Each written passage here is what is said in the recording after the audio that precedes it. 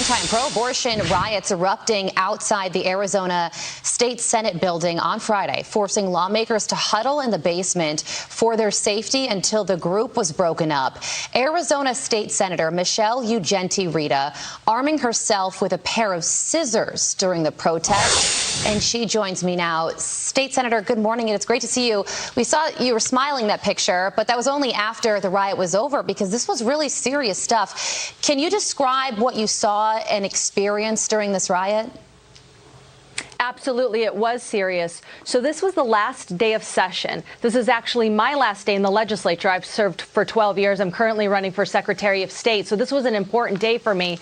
And we had just gotten finished with a vote on the floor. I walked outside of my chamber and onto a balcony, and I saw something I had never seen. People breaking into the Senate Capitol, yelling profanity and wanting to hurt us, actually. I realized that this was serious. We had our security screaming for them to get back. They weren't listening. They were trying to kick open the door, and it ultimately got under control, but not after we had to have our DPS and law enforcement deployed.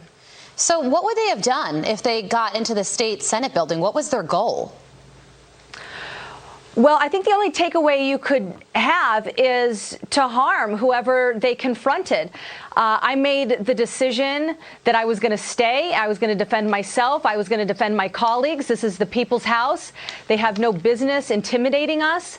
We were doing important work, and that's exactly what we were going to continue to do. We will not stop. We're not going to bow to those who use violence to express themselves. And we see images, we see the video right now of law enforcement lining up in the state Senate building, and I believe they used tear gas to clear out this crowd. How do you feel about law enforcement's response to this? Did they do a good job?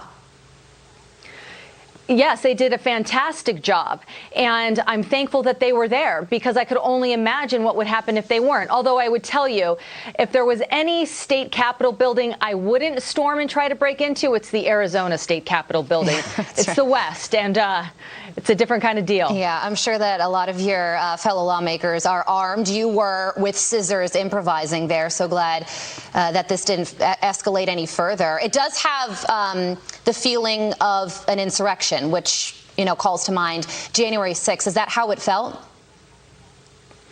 It did. Absolutely. They were screaming. They weren't stopping.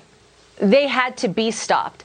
And the sad part is when you exercise your displeasure, your dissatisfaction in that way, your message is lost. Yeah. And we keep seeing more and more events where people think they can vandalize property, they can intimidate and scare you and hurt you. And this needs to be taken seriously. In fact, I think there needs to be an investigation. If it was good enough for January 6th, it should be good enough for the state Senate. Yeah. We need an internal investigation. We need people to be prosecuted, charged, and arrested, so this doesn't happen again, and send a strong message. What is the abortion law in Arizona? I know that there is some confusion on this because I believe there are two conflicting laws. So hoping you could provide some clarity on that this morning. We passed a law. It's 15 weeks. There are others that say an older law in the books has a complete ban. I imagine it will go to the courts. All right, there you have it. State Senator Michelle Ugenti-Rita, thank you so much for joining us this morning. Like I said, we're so glad that you and your colleagues are safe. My goodness. Absolutely. Thank you. All right.